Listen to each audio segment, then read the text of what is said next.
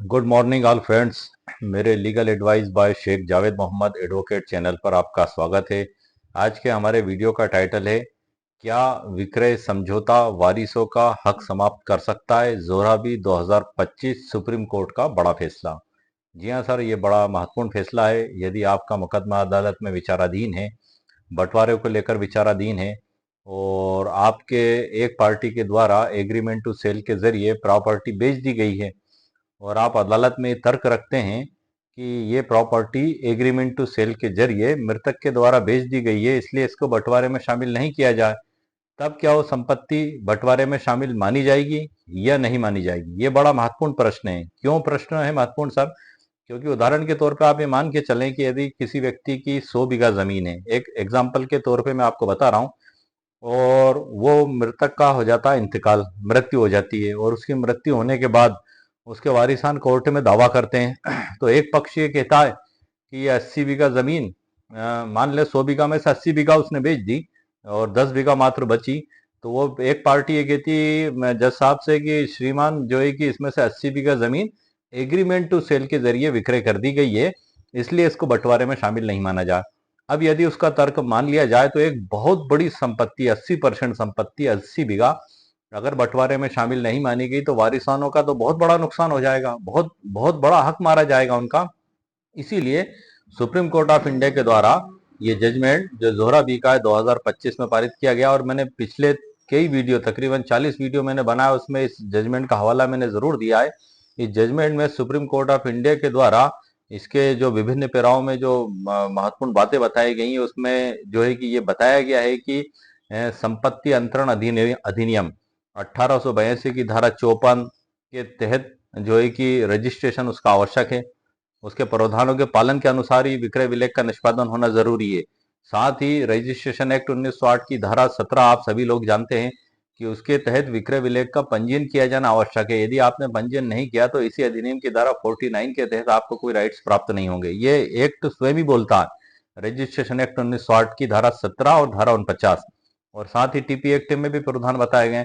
तो supreme court of India के द्वारा विपक्षी के उस तर्क को नहीं माना गया और संपूर्ण प्रॉपर्टी को बंटवारे में शामिल माना गया। तो ये एक बड़ा ही महत्वपूर्ण जजमेंट है, और ये जो जजमेंट है आपके लिए एक तरीके से, यदि आपका मुकदमा अदालत में विचाराधीन है और इस प्रकार के आर्गुमेंट्स विपक्षी पार्टी की ओर से रखी गई है, तो जजमेंट को आप पेश कर सकते हैं कोर्ट में, और आपके प्रकरण की परिस्थितियों के हिसाब से आप जज साहब को आर्गुमेंट में बता भी सकते हैं, और इसका लाभ भी आपको उम्मीद है पूरा पूरा प्राप्त होगा। इसमें बहुत सी जानकारियां भी दी गई हैं, जो है कि मातृका की परिभाषा, आयत नंबर 12। हालांकि ये जो है कि जोहराबी विरुद्ध डी इमाम खान 16 अक्टूबर 2025 इस जजमेंट का नाम है, और ये मुस्लिम पक्षकारों के बीच में दिया गया था, लेकिन इसमें जो सिद्धांत प्रतिपादित किए गए जैसे कि एग्रीमेंट टू सेल, तो उसके बारे में ये एक सार्वजनिक सिद्धांत है। ये इसके सिद्धांत सभी कंडीशन और सभी परिस्थितियों में लागू होते हैं कि जिस भी व्यक्ति का मामला जिस भी कंडीशन में अगर इस प्रकार का एग्रीमेंट टू सेल का, तो इसमें जो सुप्रीम कोर्ट ऑफ इंडिया ने जो सिद्धांत प्रतिपादित किए हैं वो सभी के लिए लागू हैं। तो आज इस जजमेंट को मैंने आपके लिए बड़ी सरल व्याख्या के साथ, और इसके अलावा काफी इसमें जो अन्य सिद्धांत प्रतिपादित किए गए उनकी पूरी लिस्ट तैयार करके आपके लिए डिजिटल ई बुक के अंदर रखी है। डिजिटल ई बुक आप लोग जानते हैं, हर वीडियो की मैं तैयार करता हूं, और उसकी लिंक इस वीडियो के नीचे डिस्क्रिप्शन बॉक्स में मेरे द्वारा दे दी गई है। यदि आपको आवश्यकता महसूस हो तो आप उसको वहां जाकर खरीद भी सकते हैं। आप वीडियो को पूरा देखिएगा सर, ये तो सिर्फ मैंने ट्रेलर ट्रेलर बताया, इसका सिर्फ शुरुआत बताई है। आगे की महत्वपूर्ण जानकारियां मैं आपको डिजिटल ई बुक के अंदर से ही दूंगा। उसमें जो महत्वपूर्ण जानकारियां दी गई हैं, जो महत्वपूर्ण बातें, मैंने मुख्य पॉइंट जो है कि विक्रय के बारे में, और टीपी एक्ट के बारे में, मातृका के बारे में, आयत नंबर और 3 हिस्सेदार, ये मुस्लिम विधि से रिलेटेड इसमें बताया गया है। लेकिन ये एग्रीमेंट टू सेल का जो मामला है, ये हर कंडीशन में इसके सिद्धांत सर लागू होंगे। ये जो है कि सिर्फ मुस्लिम विधि तक ही सीमित नहीं है। हालांकि ये मामला मुस्लिम विधि के बंटवारे को लेकर था, तो वो कंडीशन तो हम मानते हैं कि मुस्लिम विधि से रिलेटेड बंटवारे के बारे में इसमें फैसला दिया गया, लेकिन इसमें जो सिद्धांत पारित किया गया एग्रीमेंट टू सेल का और टीपी एक्ट 1882 की धारा 54 के बारे में, तो वो सभी पर लागू होंगे। वो किस प्रकार से दिया गया, उसमें क्या महत्वपूर्ण जानकारियां दी गई, आगे की सारी जानकारी मैं आपको डिजिटल ई बुक के अंदर से दूंगा। आइए सर, लेट्स गो। हक की बात लिखता हूँ कुरान की रोशनी में, अल्लाह का इंसाफ झलकता है हर एक जिंदगी में। न किसी का हक मारा जाए, ना कोई महरूम रहे। यही है फलसफा इस्लाम का खुदा की बंदगी में। जी हाँ सर, क्योंकि हमारा वीडियो ये मुस्लिम विधि का, ये मेरा 42वां वीडियो है मुस्लिम विधि से जो ताल्लुक रखने वाले वीडियो में। मैं 42 दिन से लगातार बिना नागे के मुस्लिम विधि के बंटवारे पर वीडियो बना रहा हूँ। ये मेरा 42 वीडियो है और मुस्लिम विधि का बंटवारा कंप्लीट हो चुका है सर। ये आखिरी के 2-4 वीडियो बचे हैं। इसके बाद फिर मैं नेक्स्ट टॉपिक लूंगा, नेक्स्ट कानून के ऊपर मैं वीडियो बनाना चालू करूंगा। लेकिन ये जो सिद्धांत हैं, सार्वजनिक सिद्धांत हैं, मैं आपको बता दूं, ये मुस्लिम विधि से रिलेटेड ही नहीं है सीमित कि आप ये मान के चले। यदि आपके मामले में भी इस प्रकार का कोर्ट में दावा विचार अधीन है और इस प्रकार का बचाव का आधार कोई लेकर आता है, तो वहां पर ये आपके लिए बड़ा उपयोगी साबित हो सकता है। इसके ऊपर मैंने कुरान पाक की एक आयत खैर और बरकत के लिए लिखी है, इन्नहु मिन सुलेमान व इन्नहु बिस्मिल्लाहिर रहमानिर रहीम अल्लाह तालु अलैहि मुस्लिमीन। ये सुलेमान अलैहिस्सलाम के खत का एक अंश है जो उन्होंने सबा की मलिका को लिखा था। खैर और बरकत के लिए इसे वीडियो के में कहा भी गया है और डिजिटल ई बुक के ऊपर मेरे द्वारा लिखा भी गया है। अब हम सीधे मुद्दे की बात की ओर चलते हैं सर। ये आप देख रहे हैं पूरी डिजिटल ई बुक है। इसमें डिस्क्लेमर भी है, प्रस्तावना भी है, विषय सूची है। इसमें 61 अध्याय हो चुके हैं सर। इन सब अध्यायों का परिचय मैं वीडियो के अंत में आपको करा दूंगा। ये हम आ चुके हैं सर सर्वोच्च न्यायालय का जो महत्वपूर्ण फैसला है, जोहराबी बनाम इमाम खान डी कानूनी प्रतिनिधियों के माध्यम से 16 अक्टूबर 2025। अब मैं इसमें सर फैक्ट जो आप देख रहे हैं हाईलाइट किया हुआ है, मैंने लिखे हुए फैक्ट, मैं ऐसे ही आपको फैक्ट संक्षिप्त में जानकारी दे देता हूँ कि एक मुस्लिम व्यक्ति का इंतकाल होता है, उसका नाम होता है चांद खां। उसके वारिसानों में सिर्फ एक उसके सगे भाई इमाम खां शेष रहते हैं और उनकी पत्नी जोहरान भी रहती हैं। सिर्फ 2 वारिसान हैं, इनके अलावा कोई वारिसान उनके मौजूद नहीं है। इन दोनों के बीच मृतक चांद खां की संपत्ति को बंटवारे को लेकर विवाद उत्पन्न होता है। कोर्ट में दावा लगाया जाता है। लोअर कोर्ट, हाई कोर्ट और सुप्रीम कोर्ट तक ये मामला पहुंचता है। इसमें मृतक के भाई इमाम खां के, चांद खां के जो भाई हैं वारिसान इमाम खां के द्वारा कोर्ट में ये तर्क रखा गया कि मृतक चांद खां के द्वारा उनकी जीवित अवस्था में एग्रीमेंट टू सेल के जरिए प्रॉपर्टी बेच दी गई है, तो उसको बंटवारे में शामिल नहीं माना जाए। अब सवाल ये उठता है क्या उसको माना जाएगा या नहीं माना जाएगा। तो इसमें सुप्रीम कोर्ट ऑफ इंडिया ने यह सिद्धांत प्रतिपादित किए कि एग्रीमेंट टू सेल के जरिए किसी को मालिकाना हक प्राप्त नहीं होता है और उस प्रॉपर्टी को भी एग्रीमेंट टू सेल के जरिए विक्रय नहीं माना जाकर बंटवारे में शामिल माना गया और उस प्रॉपर्टी को मातृका कहा जाता है। मातृका एक अरबी भाषा का शब्द है जिसमें मृतक की तमाम चल और अचल संपत्ति शामिल होती है। तो ये इसमें सर पेरा क्रमांक कुछ ऊपर नीचे हो सकते हैं सर, ये अनुवाद है जो मैंने यहाँ पर लिखा हुआ है। जैसे मैंने 18 पेरा है, 11 पेरा है, हो सकता है पेरा क्रमांक ट्रांसलेशन में कुछ ऊपर नीचे हो जाए, तो आप सही जजमेंट में सही पेरा क्रमांक आप देख लीजिएगा। तो ये इसके तथ्य हैं जो मैंने आपको बताए थे। तो इसमें सुप्रीम कोर्ट ऑफ इंडिया के द्वारा जो डिसीजन दिया गया 25% तो पत्नी को और बाकी की पूरी संपत्ति जो है कि इमाम खां को दी गई 75%। यहाँ पर रेसिड्यूरी असाब का सिद्धांत लागू हुआ कि इसमें मृतक के हिस्सेदारों के बारे में भी बताया गया है। मैं उस बारे में भी आपको जानकारी दूंगा। पहले हम हमारे मुद्दे की बात को कर लेते हैं जो एग्रीमेंट टू सेल से रिलेटेड है। ये तथ्य तो सर मैंने आपको बता दिया। अब इसमें लिखा हुआ है पेरा क्रमांक 18।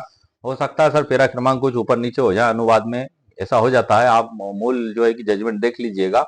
इसमें बताया गया है इस प्रकार यह स्पष्ट है कि अचल संपत्ति का विक्रय द्वारा हस्तांतरण केवल विक्रय विलेख बिक्री द्वारा ही हो सकता है। ये सुप्रीम कोर्ट ऑफ इंडिया के द्वारा बताया गया है। यदि आपके मामले में कोई इस प्रकार का तर्क रखता है तो ये जजमेंट बड़ा उपयोगी है सर आपके लिए।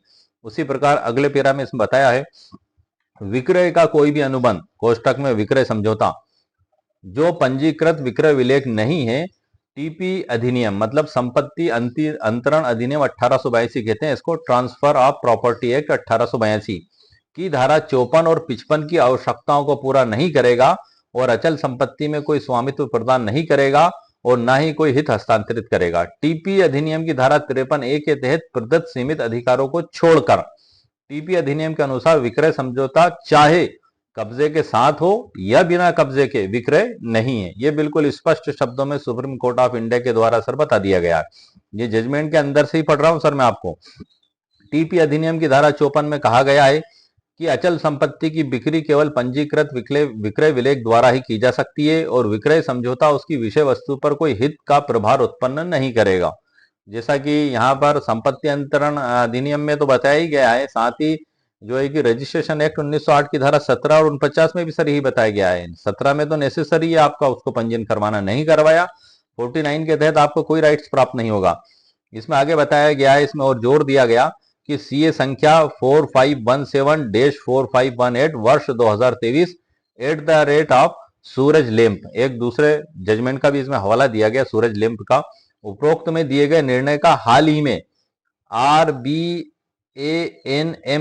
एजुकेशनल इंस्टीट्यूशन बनाम बी गुना शेखर 2025, इसका भी हवाला दिया गया जजमेंट का। और एससी ऑनलाइन एससी 793 में अनुसरण किया गया, मतलब इसको हवाला देते हुए जजमेंट दिया गया। और उपरोक्त के मद्देनजर रखते हुए अब मैं इसमें आपको आगे की बात और बता दूं सर। उपरोक्त को मद्देनजर रखते हुए अपीली न्यायालय और उच्च न्यायालय द्वारा लिए गए दृष्टिकोण को गलत नहीं ठहराया जा सकता। बेची जाने वाली संपत्ति उस समय चांद खां की ही संपत्ति थी और इसलिए लागू कानून के अनुसार संपत्ति के विभाजन के अधीन होगी, उसको विभाजन के अंदर शामिल माना गया, उनके तर्क को नहीं माना गया। और दूसरे शब्दों में उक्त संपत्ति मातृका संपत्ति होगी जिसे न्यायालय द्वारा निम्नानुसार परिभाषित किया गया है। इसमें मातृका की परिभाषा भी दी गई है सर, जो मैंने आपको बताई वीडियो के प्रारंभ में कि अरबी भाषा का शब्द है और मृत मुस्लिम द्वारा छोड़ी गई संपत्ति चल और अचल दोनों ही मातृका कहा जाता है। इसमें ये पूरी डेफिनेशन इसमें दी गई है। और मैं आपको मुख्य पॉइंट और इसके बता देता हूँ। ये इसके उपपेरा 1 में भी मातृका की परिभाषा लिखी है, जो मैंने येलो कलर से हाईलाइट किया हुआ है, आप देख रहे हैं कंप्यूटर स्क्रीन पर। और उसके बाद सर हम आगे की ओर बढ़ते हैं। इसमें एक 10वें में और है सर, इसके उपपेरा है ये जो भी है इसका, लेकिन इसमें बताया गया है कि चूंकि विक्रय समझौते का कोई विधिवत कोई मूल्य नहीं है, इसलिए चांद खां के स्वामित्व में आई सारी संपत्ति मातृका बन जाती है। इसके बाद विचारणीय प्रश्न यह है कि इसका विभाजन कैसे होगा। तो यहाँ पर चूंकि ये तो सर जनरल सिद्धांत सभी पर लागू है कि एग्रीमेंट टू सेल के जरिए यदि प्रॉपर्टी बेची गई तो वो उसका विक्रय नहीं माना जाएगा। ये सुप्रीम कोर्ट ऑफ इंडिया ने स्पष्ट कर दिया। ये सभी पर लागू है सिद्धांत, सभी केसों में सभी परिस्थितियों में एक सिद्धांत है ये। लेकिन अब यहाँ पर जो आगे जो बताया गया है ये मुस्लिम विधि से जो ताल्लुक रखता है, इसमें आयत नंबर 12 का भी हवाला दिया गया।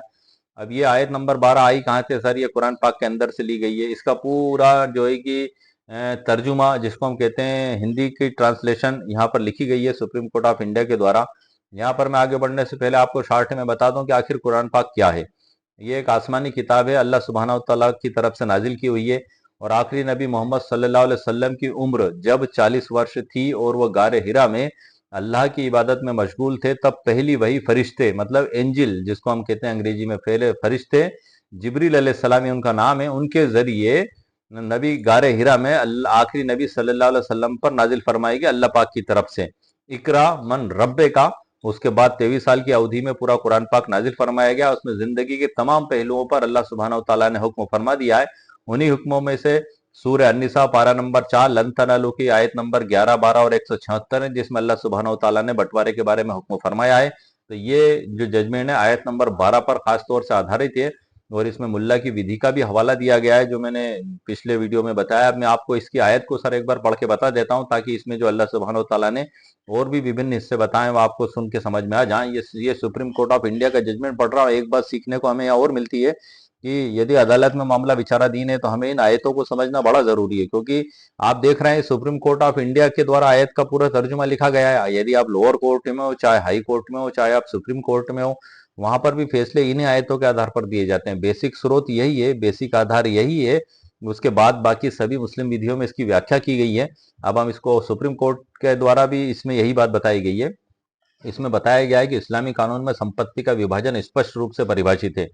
पवित्र कुरान स्वयं में बताता है कि संपत्ति का विभाजन कैसे होना चाहिए। अध्याय IV आयत नंबर 12 इस प्रकार है। ये पूरा तर्जुमा लिखा गया है जैसे कुरान पाक में। ये डिजिटल ई बुक में सर मैंने खुद कुरान पाक के अंदर से इसका तर्जुमा अपने हाथों से टाइप किया है, उसकी व्याख्या भी इसमें मौजूद है। और भी बहुत कुछ मौजूद है। 61 अध्याय सर इसमें मुस्लिम विधि से रिलेटेड। ये काफी एक उपयोगी बंटवारे की डिजिटल ई बुक है सर। इसमें मुझे लगता है कि संपूर्ण सामग्री इंशाल्लाह आ चुकी है इसमें बंटवारे से रिलेटेड। यदि आपको आवश्यकता है तो आप इस डिजिटल ई बुक को देख भी सकते हैं। मैं इसका परिचय भी आपको अंत में करा दूंगा। इस्लामी कानून में ये जो आयत नंबर 12 इस प्रकार है, और अगर तुम्हारी पत्नियों की कोई संतान ना हो तो उनकी छोड़ी हुई संपत्ति का आधा हिस्सा तुम्हारा है। यहाँ पर ध्यान रखिएगा सर, आप ये बंटवारे के जो बारे में बताया जा रहा है, लेकिन अगर इनकी संतान हो तो उनकी छोड़ी हुई संपत्ति का एक चौथाई हिस्सा तुम्हारा, 1/4। ये आप नोटेट करिए, क्योंकि यहाँ पर हमें आगे इसकी जरूरत पड़ेगी। क्योंकि इसमें आगे बताया 3 हिस्सेदार है, निश्चित हिस्सेदार, रेसिड्यूरी और दूर के रिश्तेदार। तो ये निश्चित हिस्सेदारी है जो इसमें बताया गया आयत के अंदर, और उसी को डिफाइन भी किया गया है फिक्स्ड शेयर्स।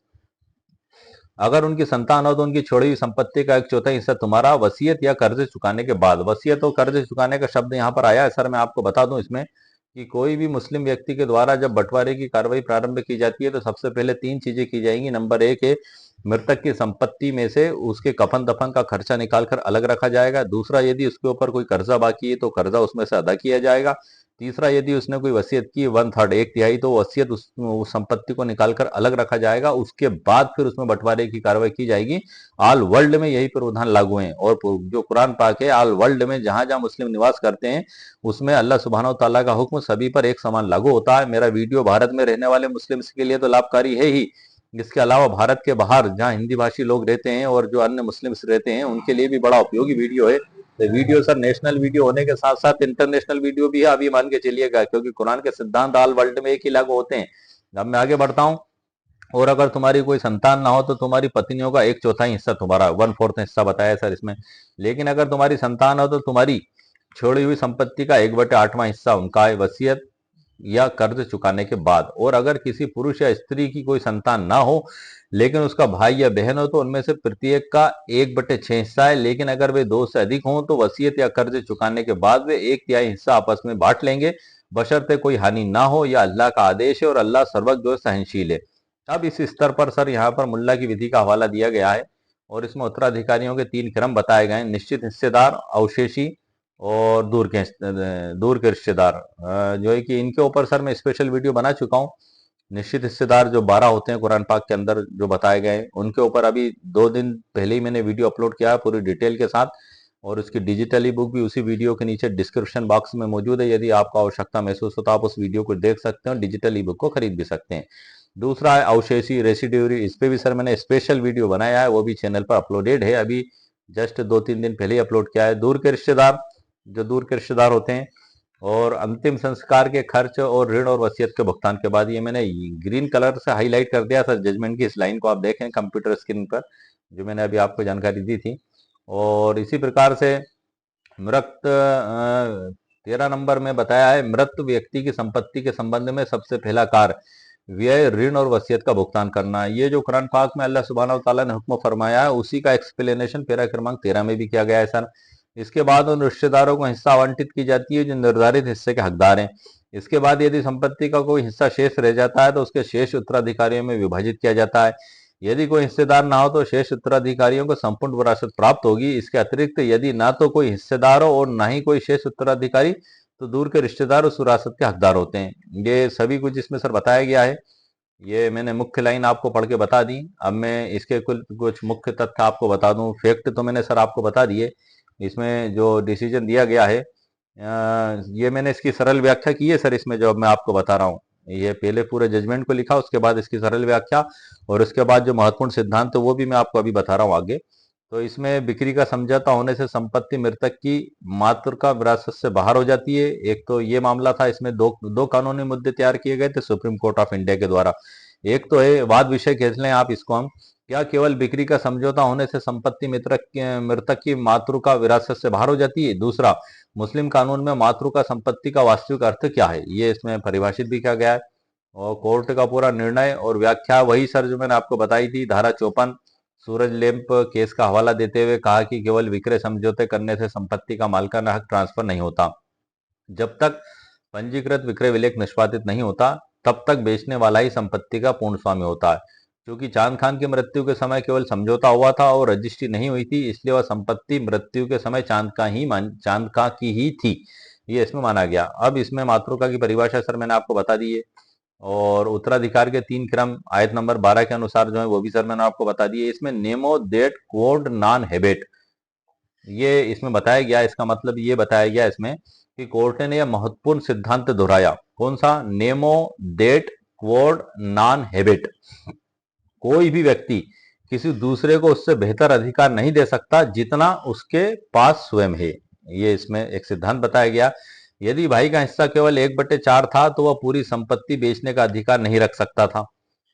और पैरा 12 से 15 के विश्लेषण के अनुसार बाकी हिस्से का बंटवारा इसमें जो तय किया गया, तो पत्नी जोहरा बी का हिस्सा 1/4, क्योंकि मृतक चांद खान की कोई संतान, बच्चा या पोता पोती नहीं थे, इसलिए पवित्र कुरान की आयत 12 के अनुसार पत्नी का हिस्सा 1/4 25% निश्चित हो गया था। और शेष 3/4 हिस्से का मालिक कौन था? तो मुस्लिम कानून में रेसिड्यूरी का सिद्धांत है सर, कि जब निश्चित हिस्सेदारों को उनका हिस्सा दे दिया जाता है तो बाकी की जो प्रॉपर्टी बचती है वो रेसिड्यूरिस को जाती है। रेसिड्यूरिस क्या होते हैं? मृतक के सबसे नजदीकी मर्द वारिस। इसका प्राथमिकता का क्रम भी होता है, जैसे सबसे पहला बेटा, फिर पिता, फिर भाई और उसके बाद चाचा। इस पे स्पेशल वीडियो अपलोडेड है, आप चैनल पर देख सकते हैं। उसमें पूरी डिटेल में मैंने सर जानकारी आप लोगों के लिए दी है। शेष बटे 3/4 हिस्से का मालिक कौन होगा? तो रेसिड्यूरी के सिद्धांत के तहत जब हिस्सेदारों को उनका हक दे दिया जाता है तो जो बचता है वो अवशेषी रेसिड्यूरिस को जाता है। ये इसमें सर जजमेंट दिया गया। और इसके बाद जो है कि इसमें और भी सिद्धांत दिए गए, लेकिन जो इसमें फैक्ट जो दिए गए सर, जो मैंने आपको ऊपर बताए थे मौखिक तौर से, एक बार इसमें जो ट्रांसलेशन में दिए गए वही फैक्ट मैं आपको पढ़ के बता देता हूँ सर, क्योंकि ये इसमें जो लिखा हुआ है मैं वर्ड टू वर्ड वही पढ़ रहा हूँ। इसमें फैक्ट जो मैंने आपको समझाए थे, अभी मौखिक समझाए थे मैंने आपको, ये इसके ट्रांसलेशन वाले फैक्ट हैं जो मैं पढ़ रहा हूँ। आप एक बार ध्यान से सुन लीजिएगा ताकि आपको प्रकरण का पूरा मामला समझ में आ जाए। अपीलकर्ता के पति चांद खां का देहांत हो गया था और अब यह मुकदमा उनकी पत्नी जोहराबी और उनके भाई प्रतिवादी इमाम खां के बीच उनकी छोड़ी गई संपत्ति से संबंधित है। विवाद में संबंधित भूमि, इसके सर्वे नंबर रकबे लिखे हुए हैं। सभी संपत्ति मातृ का संपत्ति है। वादी का ये कहना है कि मृतक चांद खान द्वारा छोड़ी गई संपत्ति मातृ का संपत्ति है। चूंकि उनकी कोई संतान नहीं थी, इसलिए इस्लामी कानून के अनुसार अपीलकर्ता कुल संपत्ति के 3/4 भाग की हकदार होगी और शेष 1/4 भाग की प्रतिवादी संख्या 1 के हकदार में आएगा। दूसरी ओर प्रतिवादी संख्या 1 के अनुसार ये संपत्ति के बारे में बताया गया कि फलाना फलाना नंबर है, तीसरे पक्ष को हस्तांतरित कर दी गई थी। ये प्रतिवादी संख्या 2 और 3 अर्थात पंडित फकीर राव बोड़खे और भाऊ साहेब फकीर राव बोड़खे के साथ नवंबर 1999 के विक्रय समझौते द्वारा तीसरे पक्ष को हस्तांतरित कर दी गई थी। प्रतिवादी संख्या 1 के अनुसार ये बताया गया कि हस्तांतरित कर दी गई थी और कार्रवाई में विवाद का विषय नहीं हो सकता।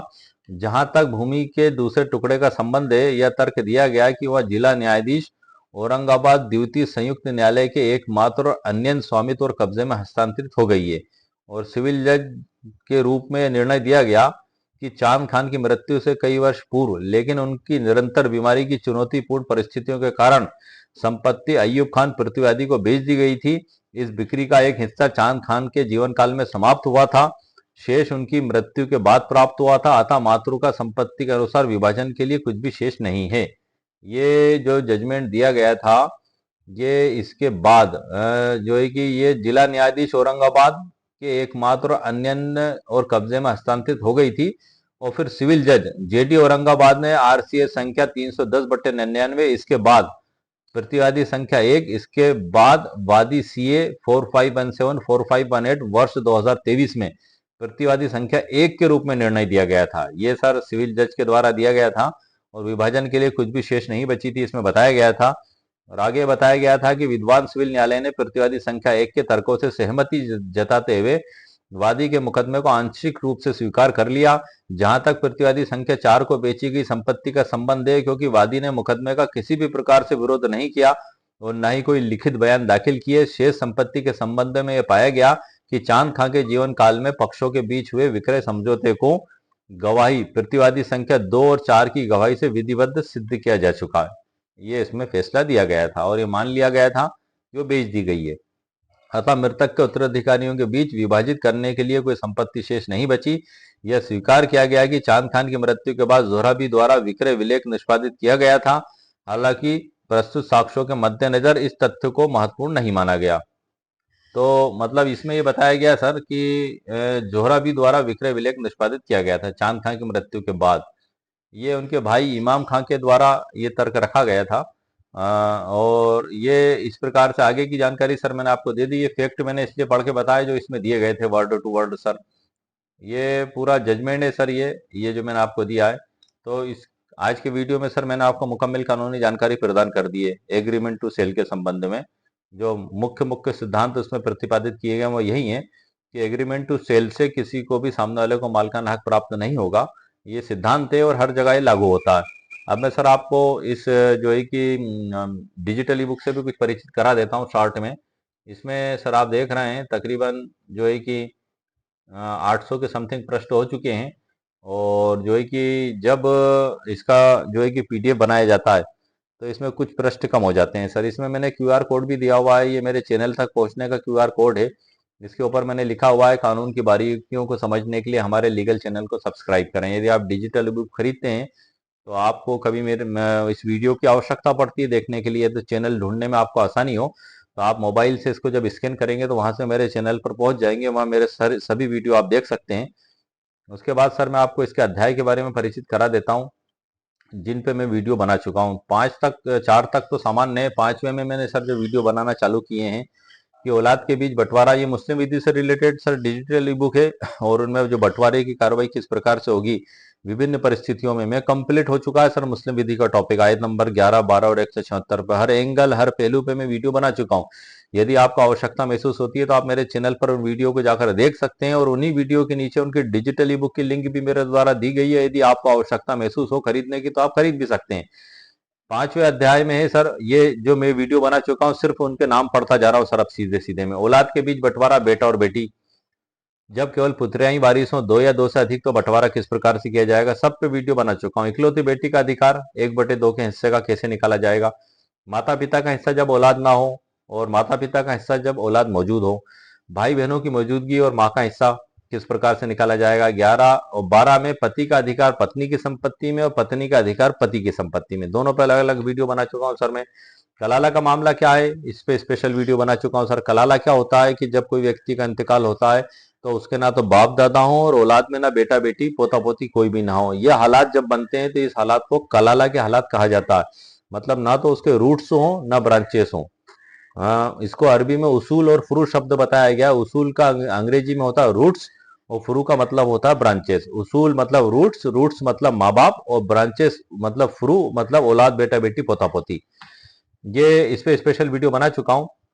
उसके बाद फिर जो है कि 23 में, 24 में, 25 में दादा की संपत्ति में पोते का क्या अधिकार है, इस पे स्पेशल वीडियो सर मैंने अभी कल ही अपलोड किया है मेरे चैनल पर। और उसके बाद प्रश्न और उत्तर है सर, 100 से ऊपर प्रश्न उत्तर इस डिजिटल ई बुक में मैंने शामिल किए मुस्लिम विधि से संबंधित। और उसके बाद फिर अध्याय नंबर 26 आता है, 27 आता है, 28 आता है कि जब वारिस बेटा और माता पिता हो तब इसका हिस्सा कैसे निकाला जाएगा। ये परिस्थिति आप जरूर समझें सर। वारिस मतलब ओनली फॉर यही है, इनके अलावा कोई नहीं है। कई बार ऐसा होता है कि हम दूसरे वारिसों को अपने मन से मानते ही नहीं है कि वो वारिस हैं, और हम जो है कि वकील साहब के पास पहुंच जाते हैं या जो मुस्लिम विद्वान हैं उनके पास पहुंच जाते हैं और कहते हैं कि आप हमें बंटवारा निकाल कर दे दें। वो उसी अनुसार बंटवारा निकाल कर दे देते हैं, तो अब आप गलत बंटवारा निकाल कर ले आए। आपने बहुत से वारिसों को अपनी मर्जी से माना ही नहीं, जबकि कुरान में उनको भी वारिस माना गया। तो आप इस बात का थोड़ा सा ध्यान रखें। केस लड़ने में भी आपको ध्यान रखना होगा, क्योंकि यदि यहाँ पर आप उनको छुपा दिया भी है यदि आपने उनको, लेकिन विपक्षी पार्टी तो कोर्ट में उनको लेकर आएगी, वहां पर फिर कुरान पाक की इन आयतों का हवाला दिया जाएगा, मुल्ला की विधि का, मुस्लिम विधि का हवाला, सुप्रीम कोर्ट के जजमेंट्स का हवाला दिया जाएगा। फिर वहां पर आपको झूठा पड़ना पड़ेगा, आप फिर केस जीतने की संभावना आपकी ना के बराबर हो जाएगी। उसका बाद है सर 29वें अध्याय में, एक भाई और 5 बहनों के बीच में जायदाद किस प्रकार से बांटी जाएगी। क्या सौतेली माँ को पूरी जायदाद मिल सकती है, बेटी का हिस्सा 87.5% कैसे हो जाता है। उसके बाद वीडियो बनाया है सर 31वें अध्याय पे, बेऔलाद मैयत की जायदाद का वारिस कौन होगा, माँ का 1/3 हिस्सा और बाप का हक क्या होगा। अध्याय 32 में, क्या भाई बहन की मौजूदगी में माँ का हिस्सा कम हो जाता है, आयत नंबर 11 से समझिए। अध्याय 33 में असाब और रद्द का सिद्धांत। 34 में, माँ को 1/3 मिलेगा या 1/6, हजरत उमर रजी अल्लाह ताला का फैसला। उसके बाद सर 35वें अध्याय में, 1 करोड़ का कानूनी बंटवारा, पत्नी माँ और बाप का हिस्सा, उमरियात नियम का असली गणित, इस पे भी स्पेशल वीडियो बन चुके हैं। 36वां अध्याय, इस पे जो वीडियो बनाया है, माँ का हिस्सा 1/3 या 1/6, भाई बहनों की मौजूदगी में वरासत का नियम।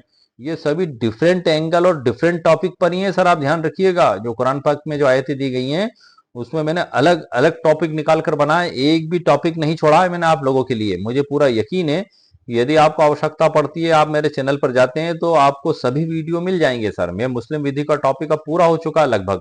अब मैं नेक्स्ट टॉपिक लेने वाला हूँ नेक्स्ट वीडियो में। अब सर लगभग लगभग 2-1 वीडियो और बचे होंगे मुश्किल से। तो 37वां अध्याय, बीवी की संपत्ति में पति का हिस्सा, शोहर की संपत्ति में बीवी का हिस्सा 1/4 या 1/8। 39वां अध्याय, अगर माँ एक है और बाप अलग अलग है तो भाई बहनों का कितना हिस्सा होगा। इन सब पे वीडियो बना चुका हूँ सर। पढ़ के इसलिए बता रहा हूँ क्योंकि जरूरी नहीं है कि मेरा एक वीडियो हर व्यक्ति तक पहुंच पाए। कोई भी व्यक्ति मेरा ये वीडियो देख रहा है लेकिन उसकी आवश्यकता और डिमांड कुछ अलग है, जो मैं पढ़ रहा हूँ इन्हीं में से है, ताकि उसको पता लग जाए कि मेरे चैनल पर ये वीडियो अपलोडेड है तो वो जाकर देख सके। इसलिए मेरा मकसद बताने का यही है आपको ताकि आप जान सके कि किन किन टॉपिकों पर मैं मेरे चैनल पर वीडियो बना चुका हूँ।